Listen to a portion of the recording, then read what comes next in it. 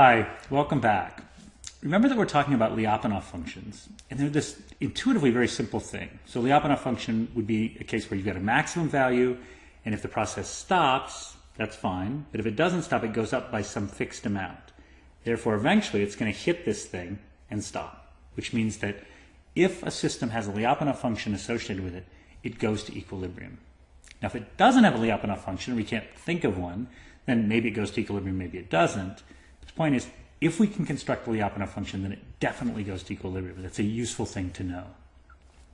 What we want to do in this lecture is give an example of another process. In this case, it's going to be an exchange market that has a Lyapunov function, so therefore it goes to equilibrium.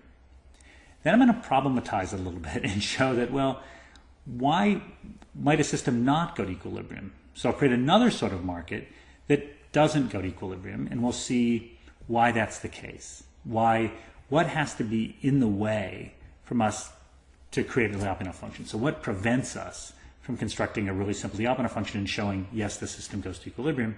Interestingly enough, we can relate this back to something we studied earlier in the course, Chris Langton's lambda parameter. And that was in the context of, remember those very abstract one-dimensional cellular automata models? We're actually going to bring that logic back into play here to understand something about Lyapunov functions.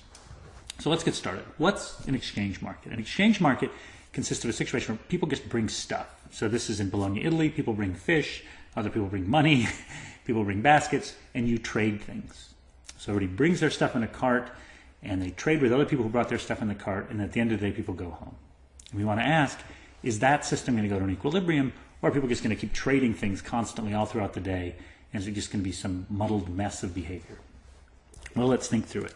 What are our assumptions for the model? First is, each person just brings a wagon full of stuff.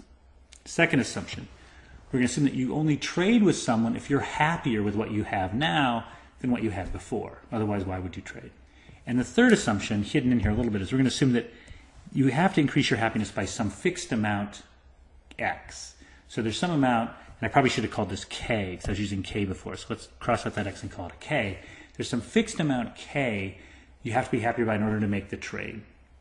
Now, why would I assume that? Because I'm assuming that there's some transactions cost. So if I'm trading a basket for some fish, it's got to be the case that I want the fish by at least the cost of going through that whole trading thing in order to get the fish for the basket. So this k is just the cost of trade.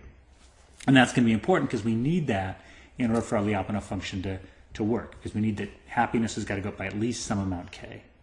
Let's recall, what is a Lyapunov function? It's some function f that has two assumptions. Assumption one, it's got a maximum or minimum value. Here we're going to assume a maximum. Assumption two, that either the process is at an equilibrium, or if it moves, the Lyapunov function, the function f, goes up in value by at least some amount k. Those are the two assumptions. So let's think about what a Lyapunov function here might be. Well, here in this exchange market, we can let it be the total happiness of the people. That's it. Very straightforward. Total happiness of the people is a Lyapunov function. Let's think about it. Does it satisfy these two assumptions? Does it have a maximum value? Sure, because people brought just wagons loads worth of stuff in. There's only so much happiness that can go around, right? People can only get so happy with a fixed amount of stuff. So if you give everybody exactly what they wanted and added that all up, that would be the maximum happiness you could possibly get. So there's some maximum. We may not achieve it, but there's definitely a maximum because you just got some wagons full of stuff. Assumption two, there's some k such that if the process doesn't stop, happiness goes up by at least k. Well, that also holds, remember, because we assume that you only trade if you're improving by some amount k because there's some cost of doing the transaction. So now you're going to trade with someone if you're happier, so therefore every trade makes people happier, and there's a maximum, so therefore we're going to get an equilibrium, so this function is going to work. Let me add a little more detail. Two pieces of detail. First, I'm going to say that NW here stands for nuclear weapons, and O stands for oil. NK here stands for North Korea, and I stands for Iraq. So North Korea is going to say to Iraq, I'll give you some nuclear weapons for oil. And Iraq says to North Korea, that's great, here's some oil, give us some nuclear weapons. And you, who's not involved, I'm going to assume they're the United States. So this is no longer people trading fish for baskets. This is North Korea getting some oil and Iraq getting some nuclear weapons. Let's think about our happiness function. North Korea is happier. they got rid of some nuclear weapons, they got a bunch of oil to help their economy. Iraq's happier, they got rid of oil, and now they can better defend themselves against nuclear weapons. The United States, who's actor U here, even though they're not materially engaged in the transaction, they're affected. There's an externality. They're less happy. And because they're less happy, that means that total happiness didn't necessarily go up. Because Germany, France, England, Brazil, Venezuela, all sorts of people could be less happy.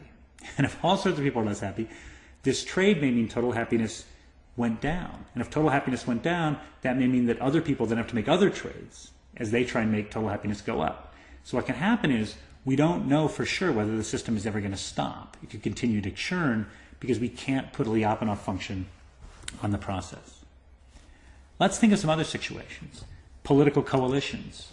When Party A merges with Party B, Party C may be upset. Total happiness isn't going up. What about mergers within firms? If you think of firms, you can think of there being the Lyapunov function could be profitability, it could be firm happiness, it could be firm security. But when two firms merge, that could make other firms less profitable, less secure, reduce their market share, whatever. And so what you could get is that that process may still churn. Same's true with political alliances. If you think of one country forming an alliance with another country, that could make other countries less secure, and that could mean that there is no Lyapunov function. The process is going to continue to churn. Finally, this is when I talk about my undergraduates quite a bit. What about dating? You can think when two people decide to date, they're both happier. Or when two people break up, presumably they're both happier. But that could affect other people who are friends of those people, who maybe wanted to date one of those people, and it's not clear. Maybe dating has Lyapunov function. Maybe happiness is a Lyapunov function for dating.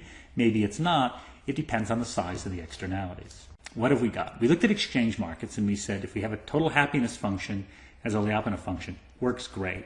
Happiness goes up, process has to stop, we get an equilibrium. Then we said, not all exchange markets. If there's externalities, like with North Korea trading oil for nuclear weapons for oil with Iraq, other people could be affected, and that could mean that happiness doesn't necessarily go up. Total happiness could go down, and the process could keep churning.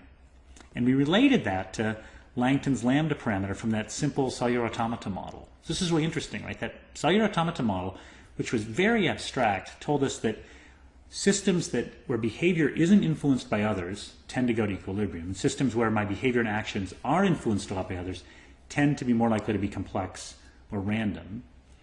And that same logic applies here. We can apply Lyapunov functions to things like, changing which location, when I go shopping for fish and when I go to the bookstore, or trading fish for baskets, because my actions don't materially affect other people, or if they do, they make them happier. Right? So in each case, when I move from a crowded place to a less crowded place, they make everybody happier. And when I trade fish for a basket, I make the person I trade with happier. So I'm not I'm not lowering the happiness of anyone else. There's no externality going on. But in the cases where there are these externalities, now when I take an action, I materially affect other people in the opposite direction with these negative externalities.